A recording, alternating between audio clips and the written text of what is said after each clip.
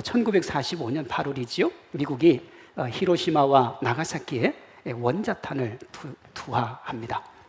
그로부터 얼마 뒤인 8월 15일 정오에 일왕이 연합군에게 무조건 항복한다는 항복선언을 하지요. 그렇게 이 땅에 찾아온 독립의 날이 8월 15일 광복절입니다. 이렇게 오늘은 우리나라가 일제의 압제 가운데 있다가 독립한 광복 76주년이 되는 아주 뜻깊은 날입니다. 역사를 보면 일본이 빼앗아간 조국의 독립을 위해 편안하고 안락한 삶을 뒤로하고 자신의 전부를 던져 희생하고 헌신한 분들이 적지 않습니다. 국내에서는 1919년 3월 1일 각 종교계 지도자들로 구성된 민족대표 33인이 서울 태화관에서 독립선언식을 하지요. 그 종교 지도자들이 모였는데 33인 중에 16명이 기독교 지도자들이었습니다. 당시 그리스도인 인구가 얼마 되지 않는 관점에서 보면 이 땅의 그리스도인들이 얼마나 국가를 사랑했는지, 국민을 사랑했는지를 알 수가 있는 거예요. 같은 시간 학생과 시민 수천 명이 탑골공원에서 시위를 했는데 유관순을 비롯한 대부분의 사람들이 조국의 독립에 자신의 전부를 걸었습니다. 그때 유관순의 나이가 18살이고요. 그렇게 꽃다운 나이에 조국을 생각하며 참 운명을 달리했습니다. 국외에서는 중국 상해에서 시작된 대한민국 임시정부가 독립의 핵심이 돼요. 독립군에 의한 봉오동 전투, 청살리 전투가 있는데 김좌진 장군이 이끌었죠. 안중근 의사는 이토 히로부미를 저격했고 이봉창, 윤봉길 의사는 도시락 폭탄을 만들어서 자신들의 삶을 던졌습니다. 이승만은 독립협회를 통해 항일투쟁을 벌이고 대한민국 초대 대통령이 되어서 국가를 위해 헌신을 했습니다. 도산 안창호는 신민회를 조직하고 교육을 통한 인재 양성에 힘을 쏟고 조국의 미래를 염려했습니다. 대한민국 임시정부의 수반을 지낸 백범 김구는 그의 백범일지에서 자기의 평생의 소원을 이렇게 적었습니다. 나의 소원은 대한의 독립이요, 나의 두 번째 소원은 우리나라의 독립이요. 하나님이 다시 내 소원이 무엇이냐 하시면 더욱 소리 높여 대한의 완전한 자주 독립이요 그랬습니다. 여기 하나님이 나오는 것으로 봐서 백범 김구도 예수님을 믿은 거죠. 그도 국가를 사랑했습니다. 국가를 가슴으로 안았습니다. 어떤 아이가 방학 숙제로 김구에 대한 조사를 하면서 나는 피자 많이 먹는 것이 소원인데 백범 김구 할아버지는 조국의 독립이 소원이라는 얘기를 듣고 많이 부끄러웠다, 그렇게 적었습니다. 제가 볼 때 부끄러워해야 될 사람은 피자 많이 먹는 것이 소원인 이 아이가 아니라 국가와 국민을 섬기는 자리인 공직에 있으면서 그 역할을 제대로 하지 못하는 사람들이 부끄러워해야 되는 겁니다. 겉으로 이들은 독립운동에 자신의 전 삶을 바친 독립운동가들처럼 국가와 국민을 위해서 자신의 전부를 던진다고 말합니다.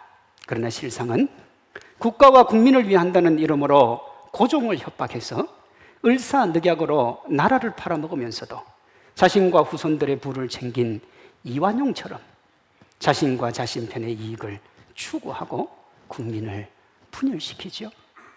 사사건건 반대만 합니다.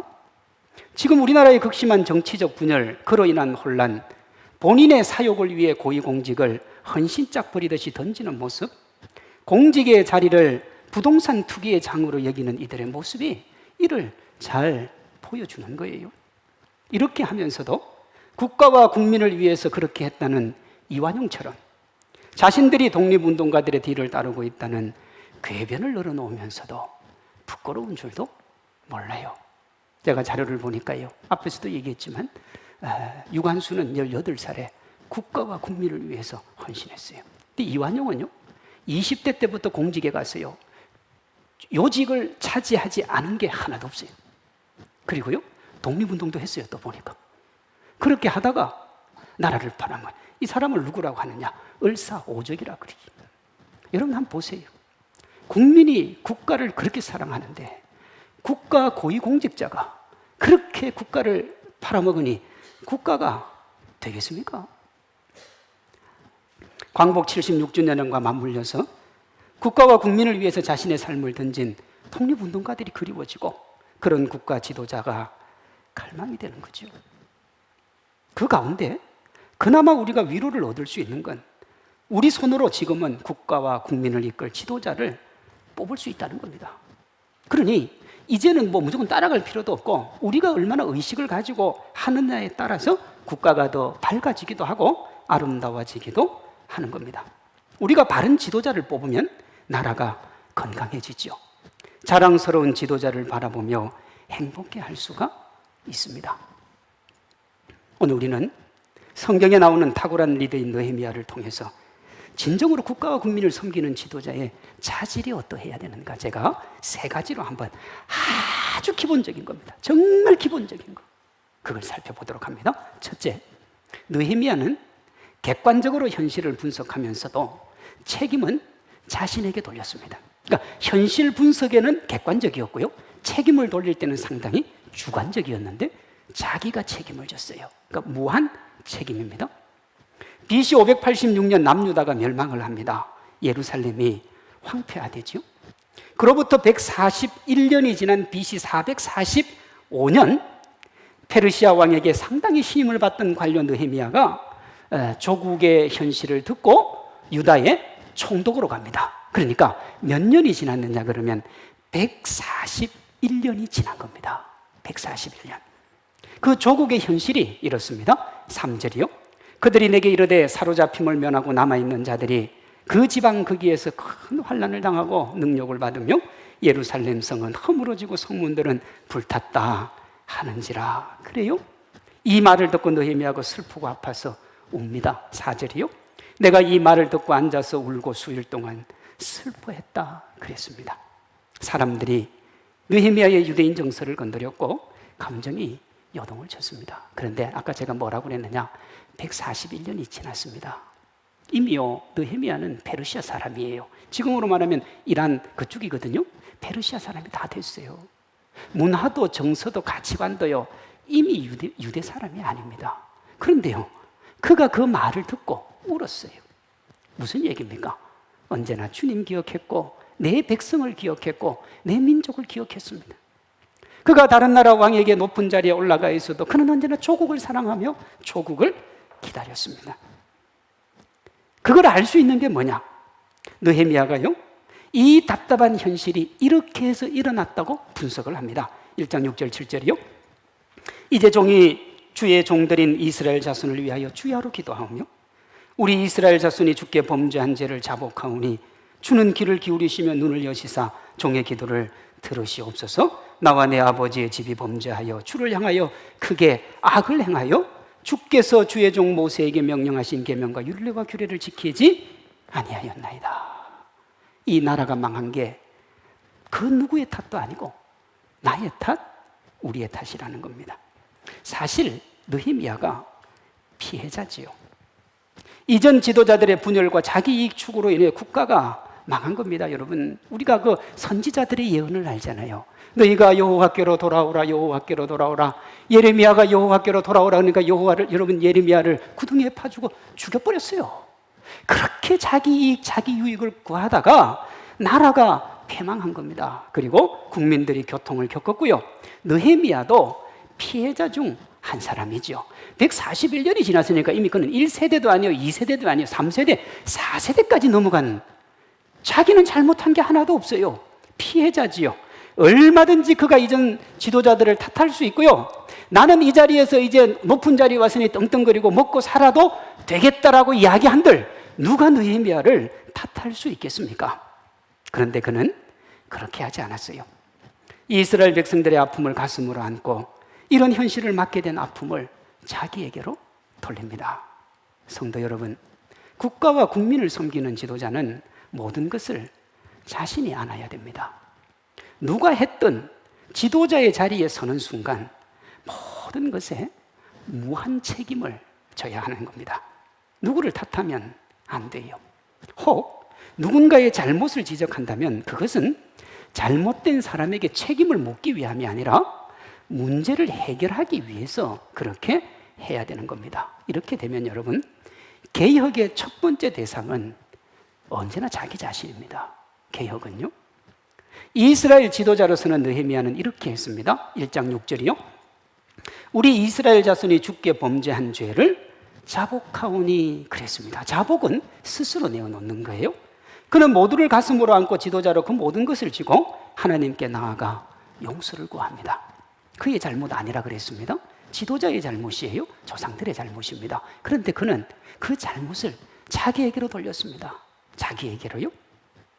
국가와 국민을 위한 지도자는 이런 마음과 자세로 국민의 마음을 사야 되고, 그렇지 못하다면 최소한 그렇게 하려고 노력을 해야 됩니다. 못한 것은 다 남 탓이고 잘한 것은 모두 자기가 했다고 하는 이가 지도자가 되면 국민이 고통스럽고 국가는 망하는 거예요. 국가와 국민을 섬기는 지도자는 모든 일에 무한 책임을 져야 됩니다. 책임을 전가하면 안 되는 거예요. 이 지점에서 자연스럽게 두 번째 지도자의 자질로 넘어가는데, 느헤미야는 국가의 번영과 국민의 행복에 자신의 전부를 걸었습니다. 자기 희생이요. 자기 희생은 두 단계로 진행이 되는데, 먼저 진실한 마음입니다. 1, 2장에 보면 느헤미야의 직책이 왕의 술관원입니다. 그에게 가장 중요한 임무는 뭐냐? 왕을 기쁘게 하는 겁니다. 요즘 말로 하면 술관원 그러면 청와대에 술 대는 사람 이 정도입니다만, 이때는 그렇지 않은 게요. 전쟁에서 이기고 승리하면 항상 축제를 했습니다. 한 달도 하고 두 달도 하고 세 달도 했습니다. 거기에서 가장 흥을 돋우는 게 뭐냐? 술이죠. 그러니 이 술에는 독약도 들어가면 안 되고요. 질도 좋아야 되고요. 정말 멋져야 돼요. 그러니까 왕이 가장 신임할 수 있는 사람을 그 자리에 두는 겁니다. 그래서 나중에도 보면요, 이 느헤미야가 고국으로 가고 싶어 해요. 가서, 근데 왕이 첫 번째 질문이 뭔 줄 압니까? 가라도 아니요, 가지 마라도 아니요, 언제 올 건데? 그렇게 딱 물어봐요. 너 언제 올 건데? 옆에 너무 두고 싶었던 거예요. 그렇게 왕의 신임과 사랑을 받았어요. 그 사람의 직책은 왕을 행복하게 하는 거예요. 그 이전엔 잘했어요. 표정 관리를 잘했어요. 그런데 이 사건이 마음에 오고 난 다음부터는 표정 관리가 안 되는 거예요. 느헤미야 2장 2절입니다. 왕이 내게 이르시되 네가 병이 없거늘 어찌하여 얼굴에 수심이 있느냐?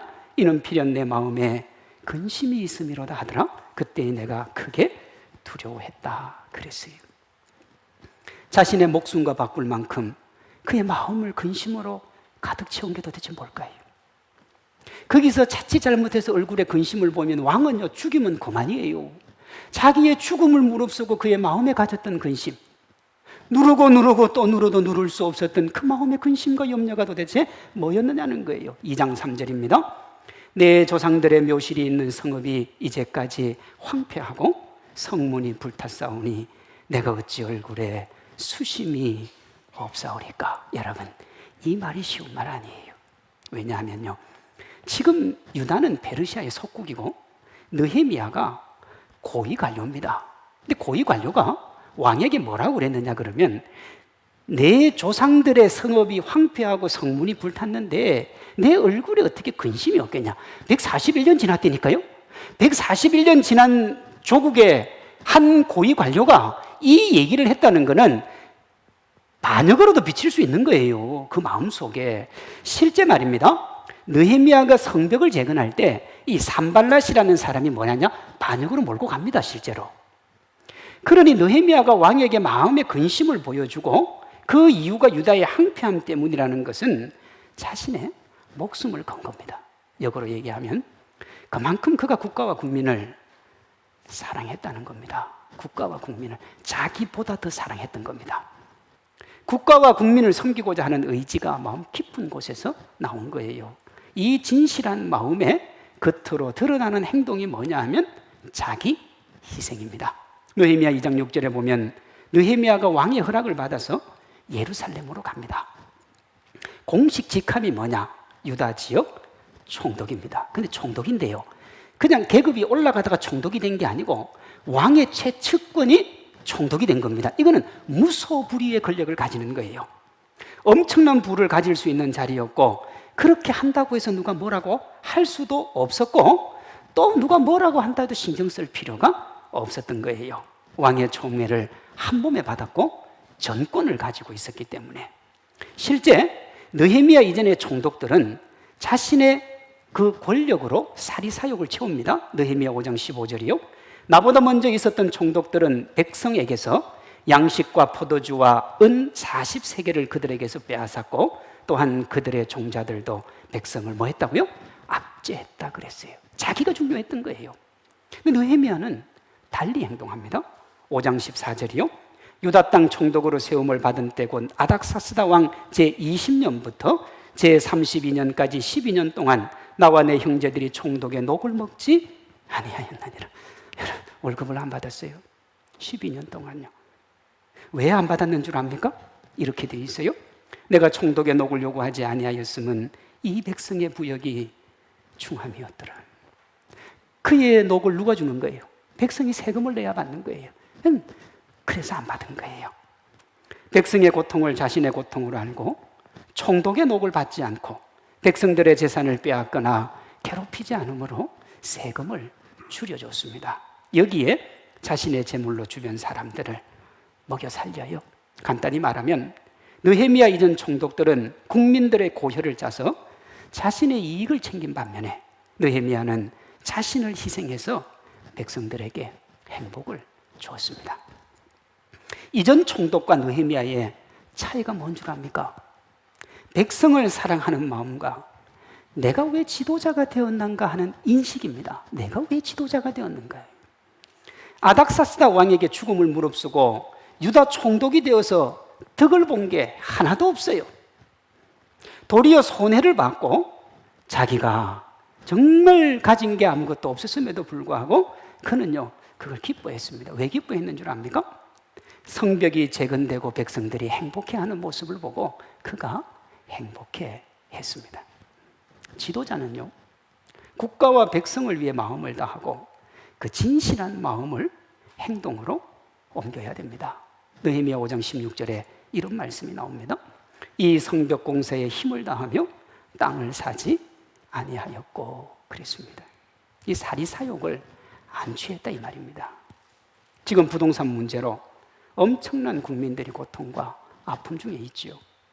정부가 이것 해결하려고 부동산 3법이라는 것을 시행했는데 그것이 오르던 집값에 불을 붙였습니다. 이로 인해 나온 말이 뭐냐? 이생망이에요. 이생망. 이번 생은 망했다는 거예요. 누가요? 우리 젊은이들이요. 정책을 집행하는 분들이 신이 아닌 이상 추진하던 정책이 잘 안 될 수가 있습니다. 사람이니까요.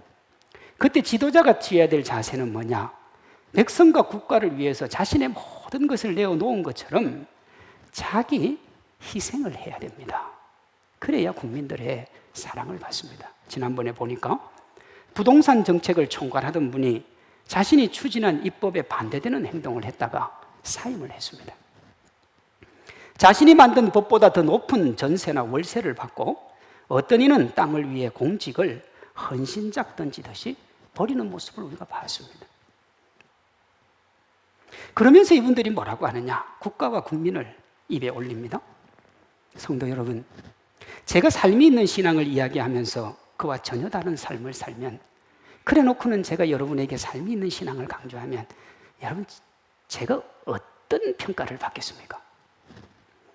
어떤 사람이든 국가를 운영하고 국민을 섬기는 자리에 있으면 그때부터는요 어느 한편의 지도자가 아니라 모든 국민의 지도자입니다. 그 이유는 우리나라 헌법 1조 2항 때문에 그렇습니다. 대한민국의 주권은 국민에게 있고 모든 권력은 국민으로부터 나온다 그랬습니다. 옛날에 조선시대, 고려시대 이때는 왕에게서 주권이 나왔습니다. 그래서 그때는 왕 섬기는 게 그 국가를 섬기는 게 맞습니다. 지금은 그렇지 않습니다, 여러분. 공무원이 뭡니까? 주권을 가진 국민을 섬기는 게 공무원이고 정치 지도자입니다, 여러분. 그걸 아셔야 돼요. 공무원과 정치 지도자들은 주인인 국민을 섬기는 일꾼이지요. 종이 주인 행세를 하면 죽어나는 건 주인입니다. 왜 그렇습니까? 집에 하인이 한 30명 있는데 지금은 아니고요. 다 일을 안 해요. 그럼 누가 일합니까? 주인은 합니다. 왜? 내 거니까. 국가 지도자가 자신을 주인이라고 여기면 국민들이 죽어나고요. 목회자와 교인이 주인 행세를 하면 하나님이 무시를 받는 겁니다. 그러므로 모든 공직자는 자신을 지지하는 사람뿐 아니라 자신을 싫어하는 이들도 섬겨야 되는 겁니다. 그렇게 하기 싫거나 할 마음이 없으면 공무원이나 정치하면 안 되죠. 헌법이 그런데요. 법이 그렇잖아요. 법이. 조금 이걸 수준 있게 말하면 공무원과 정치 지도자들은 국민 한 사람 한 사람 그 사람들을 섬겨야 되는 거예요. 국민이 뭐냐? 불변의 상수입니다. 그러면 정치 지도자는 변수예요, 변수. 여러분, 상수는 절대 변하지 않습니다. 변수가 변해야 되는 거죠. 이해가 되십니까? 국가 지도자는 국민 모두의 총의를 하나로 만들어서 성화시키고 자신은 거기에 따라야 되는 겁니다. 아무리 자신의 것이 좋아도 그것을 국민에게 강요하면 안 돼요. 왜요? 국민이 주인이니까. 그래서 곧 국민 수준이 국가의 수준일 수밖에 없는 이유는 국민이 주인이기 때문에 그렇습니다. 이 원리를 교회에 적용하면 교회 주인은 하나님이죠. 주인에게서 모든 권한이 나오니까요. 교회에서는 하나님이 불변의 상수고 나머지 모든 것은 변수입니다. 변수. 목사도 중직도 성도도 모든 교회의 변수입니다. 그래서 우리가 하나님께 맞추는 겁니다. 다시 국가와 국민으로 돌아가면 정치 지도자는 국민의 일꾼이기 때문에 국민이 행복하도록 해야 돼요. 국민이 그들 때문에 힘들면 안 되게 되어 있는 겁니다. 그리고 우리나라 국회의원들이 혜택이 뭐 수백 가지가 된다면서요. 그거 왜 줬습니까? 우리 잘 섬기라고 준 겁니다. 우리 잘 받들으라고. 근데 그거를 오판을 해가지고 마음껏 누릴 수 있다라고 생각을 한다면 그런 분들은 그런 자리에 있으면 안 되는 거죠. 자기 희생이 필요한 겁니다. 셋째, 느헤미야는 사람들이 하나가 되는데 힘을 쏟았습니다. 국민 화합과 통합이죠. 느헤미야가 유다 총독으로 간 때가 BC 445년입니다. 앞에서도 이야기했듯이 BC 586년 남유다가 멸망한 때로부터 141년이 지났을 때예요. 자 보세요. 느헤미야가 3차 포로 귀환 자거든요. 그럼 1차도 있었고 2차도 있었고 3차도 있었습니다. 그리고 141년 동안 거기 살던 사람도 있습니다. 살던 사람들은 유대민족의 정체성을 지키기 위해 아마 고군분투하면서 살았을 겁니다. 그러나 141년 동안 이방 땅에 살았던 사람은요, 자기 정체성 다 잊어버린 거예요. 제가 미국에서 공부할 때 보니까 1세대, 1.5세대예요. 부모님이 유학을 이제 이민을 가고 거기서 태어난 1.5세대들, 이 친구들이요, 정체성의 혼란을 겪는다 그랬거든요, 저한테.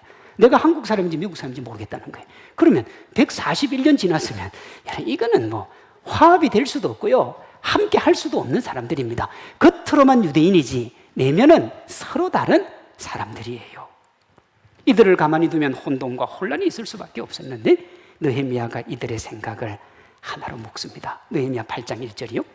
이스라엘 자손이 자기들의 성읍에 거주하였더니 7째 달에 이르러 모든 백성이 일제히 수문 앞 광장에 모여 학사 에스라에게 여호와께서 이스라엘에게 명령하신 모든 율법책을 가져오기를 청하며 하나님의 율법책을 낭독하고 그 뜻을 해석하여 백성에게 낭독하는 것을 다 뭐하게요?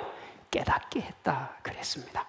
느헤미야는요, 저마다가 가지고 있는 다양한 생각, 신념, 사상을 하나로 묶어서 국가의 자부심을 가지게 만들었고 국민들이 서로 품고 안도록 했습니다. 지도자가 해야 될 가장 중요한 것 중에 하나가 뭐냐? 국민 통합과 화합입니다. 국민의 총의를 모으는 거예요. 여러분, 실력 있고 능력 있어도요, 함께 하지 않으면 아무것도 안 돼요. 아무것도 안 됩니다. 제가 담임 목사 3년째입니다만은 모든 성도가 한 마음 한 사랑 한 뜻으로 가야 일이 되지요. 뭐 독불장군 여러분 없어요. 없어요, 여러분. 세상의 관점에서 보면 이 땅의 모든 기관들은 이해 집단이죠. 다 이해 집단이에요. 교회도 그렇고요. 다 이해 집단이에요. 이 모든 것을 총괄하는 국가 지도자는 이들을 통합을 해야 됩니다. 편을 가르면 안 돼요. 가장 쉬운 국가 운영 방법, 공동체 운영 방법이 뭐냐? 편가르기입니다, 여러분. 그건 딱히 능력이 필요하지 않아요. 굳이 필요한 능력이라면 편가르기를 잘하는 얄팍한 잔머리만 있으면 됩니다. 너의 편과 나의 편을 분명하게 나눠 놓으면 서로 다투도록 자극만 하면 자기들끼리 싸워요. 그 아주 쉬운 방법이에요. 상당히 수준 낮은 방법인데 오늘날 국민을 섬기겠다고 하는 여당과 야당의 지도자들 상당수가 편가르기를 합니다. 네 편, 내 편이요. 이런 편가르기, 진영 논리, 확정 편향의 결과가 뭐냐? 지금 우리가 맞이하고 있는 분열입니다. 분열. 그렇죠? 우리나라는 이 편가르기 DNA를 기본적으로 가지고 있는 나라예요. 조선시대에 붕당 정치가 있죠. 이승만 대통령 때 4.4.5입이 있었습니다. 박정희 대통령 때 삼선 개헌이 있었습니다. 누가 옳고 그름을 떠나서 붕당 정치는 조선의 붕괴를 앞당겼고요. 4.4.5입은 4.19 혁명의 도화선이 되었고, 삼선 개헌은 박정희 대통령이 비운의 주인공이 되는 방아쇠를 당긴 겁니다. 뭐 결과가 어떻든지 간에 가깝게는 국민 분열로 나타났고 그게 현실이 된 거예요. 그러니 뭘 해야 되느냐? 여러분, 국민 통합과 사회 통합을 해야 됩니다. 우리나라 역사에 정권으로부터 가장 많은 박해와 핍박을 받은 분 중에 한 분이 누구냐 그러면 김대중 대통령입니다. 그분이 대통령이 되고 난 뒤에 자신을 그렇게 핍박한 이들에게 보복을 하지 않았습니다. 공식적으로 그렇다 이 말입니다. 공식적으로. 왜 그렇게 하지 않았느냐에 대한 이유를 이렇게 얘기해요. 국민 통합과 화합이 중요하기 때문에 그렇게 적었습니다. 통합과 화합으로 국민 분열의 아픔을 치유하기 위해서. 그런 좋은 전통을 우리가 가지고 있는데 지금 우리의 현실은 어떠냐? 극심한 분열입니다. 제가 설교 준비하면서 조국의 시간, 무법의 시간 두 책을 정독을 했습니다. 조국의 시간은 지금까지 잘못 운영되던 국가 체계를 바로 세우려고 노력하다가 내가 지금 우리 진영이 지금 어려움을 겪고 있다. 그게 핵심입니다. 무법의 시간은 법 체계를 세우려고 하다가 도리어 법 체계를 무너뜨린 조국의 시간이었다. 그렇게 해요. 근데요, 다루는 주제가 똑같아요. 뭐냐? 검찰개혁, 언론개혁, 사회개혁입니다. 주제가 똑같아요. 그런데 동일한 내용을 다루는데 왜 이렇게 평가가 극과 극을 달릴까요? 각자의 생각과 관점으로 글을 적기 때문에 그렇습니다. 모든 국민을 마음에 두면요, 하고 싶은 말도 못할 때가 많습니다. 모두를 두면. 저도 그렇습니다, 여러분. 가끔씩요, 제가 코로나 오기 전에 새벽에 감기가 좀 심하게 온다든지 몸이 많이 아프면 오늘은 새벽 기도를 좀 안 가도 되겠다 뭐 이런 생각을 하죠. 근데 가요. 왜 가는 줄 압니까? 새벽 기도 오시는 분은 대부분은 저를 이해해 줄 거예요. 그런데요, 혹여 한두 분이라도 목사가 새벽 기도를 안 나와서 그분이 상처받으면 그 한 분을 위해서 내가 희생하는 게 맞기 때문에 가는 겁니다, 여러분. 우리 성도들 수준이 있는데 그거 이해 못 하겠습니까? 한 사람 한 사람 생각을 하면 해야 될 말 못할 때도 있고요, 하고 싶은 말 못할 때도 있어요. 그게 지도자예요. 그런데 왜 이 사람들은 글을 이렇게 적냐? 배려가 없어요. 자기를 지지해주고 자기 편의 이익을 대변해주는 사람만 생각하니까 거침없이 뭐라도 적어낼 수 있는 거예요. 이런 사람이 뭐냐? 정치꾼입니다. 꾼. 정치꾼들이 활개를 치면 국가와 국민을 생각하는 정치인이 설 자리가 좁아지거나 없어져요. 정치꾼은 자신이나 자신이 속한 편의 이익을 추구하는 게 정치꾼이고요, 정치인은 모두를 국민으로 알고 국민의 이익을 추구하는 사람입니다. 우리가 평소에 하는 말로 하면 신앙과 삶의 일치를 추구하는 신앙생활을 하느냐, 말과 행동이 다르면서 지적만 하는 종교생활을 하느냐 하는 차이예요. 말은 멋지고 화려한데 정작 그렇게 말하는 사람이 그렇게 살지 않으면 그건 정치꾼이죠. 그런 사람의 특징은 타인에게 잘못을 전가하고 마음을 다하지 않고 급하면 편가르기를 합니다. 이들은 국민을 위해서 권력을 사용해야 되는데 권력을 위해서 국민을 이용하는 거예요. 어느 한쪽이 열광을 하는데 어느 한쪽이 좌절감에 빠지면 여러분, 그 사람은 지도자감이 아닙니다. 지도자는 국민 한 사람 한 사람을 대변해야 되기 때문에 그래요. 물론 기준은 상식이 되어 있다는 기준은 있어야죠. 사람은 누구라도 자신의 유익, 공동체의 유익을 추구할 수 있습니다. 그러나 그것이 본질을 넘어서면 안 되는 거예요. 우리가 예수님을 믿으면서 부명예, 권세 추구할 수 있죠. 달라고 할 수 있습니다. 그러나 그것이 예수님을 넘어서면 안 되는 거예요. 예수님 넘어서면 그때부터는 뭐냐? 그게 나의 신이 된다니까요. 그게 우리 2주 전에 했던 하나님의 자리를 훔치다 하는 내가 만든 신이었잖아요. 국가 지도자는 누구의 지지로 당선이 되었든 지도자의 자리에 오르면 모든 국민의 일꾼이지 어느 정파의 이익을 대변하는 이는 아닌 거예요. 성경적으로 하면 이렇습니다. 국가 지도자들은 국민의 행복과 기쁨을 위해서 자신을 희생해야 됩니다. 그러므로 편가르기를 하고 남 탓을 하며 자신이 한 말을 자신이 우습게 알면서 타인에게 강요하는 이들은 절대로 지도자가 되면 안 되는 거예요. 지도자가 해야 될 가장 중요한 일 가운데 하나가 국민 통합과 화합이기 때문에 그렇습니다. 물론 목사도 마찬가지입니다. 오늘 우리가 광복 76주년을 맞아서 지도자로서 무한 책임을 지고 자기를 희생하며 국민을 하나로 묶는 일을 했던 느헤미야를 통해서 국가와 국민을 섬기는 지도자가 어떠해야 되는지를 살펴봤습니다. 가장 기본적인 얘기밖에는 제가 한 것도 없습니다. 실력이나 능력 이전에 가져야 될 가장 기본적인 자질입니다.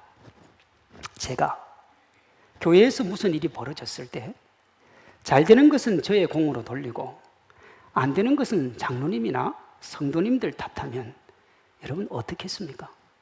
제가 강단에 서서 잘 되는 건 다 내가 했고 못한 건 전부 성도들이 했다 그러면 여러분들 기분이 어떻겠습니까? 성도들을 제가 내 편과 네 편으로 나누어서 편협하게 하면 되겠습니까? 그렇게 하는 것이야 저에게는 자유일지 몰라도 지도자로서는 빵점입니다. 빵점. 제가 만약 그렇게 하면 하나님은 저를 이 교회 담임 목사로 세운 것에 대해서 엄청나게 후회하실 겁니다. 하실 거예요. 어느 곳이든 이것이 기본이고 상식입니다. 성상 공동체의 지도자에게 무한 책임 자기 희생, 교인 간의 화합과 통합이 요구된다면 5천만 명이 넘는 국민을 섬기는 지도자에게 이 두 말해서 뭐 하겠습니까? 그러므로 이것이 그 무엇보다도 중요한지를 모르는 이들은 절대로 지도자가 되면 안 되는 겁니다. 그런데 지금 지도자들과 국민들 모두에게서 이 기본이 무시되고 있습니다. 크리스찬들이 정신을 차려야 됩니다. 안 믿는 사람들이 어디 가서 이런 얘기 듣겠습니까? 정말 우리가 하나님 앞에 겸손하게 바로 서야 됩니다. 믿음으로 살아야 돼요. 특히 그리스도인들은요. 일방적으로 누구를 매도하고 일방적으로 싫어하고 여러분 그렇지 않습니다.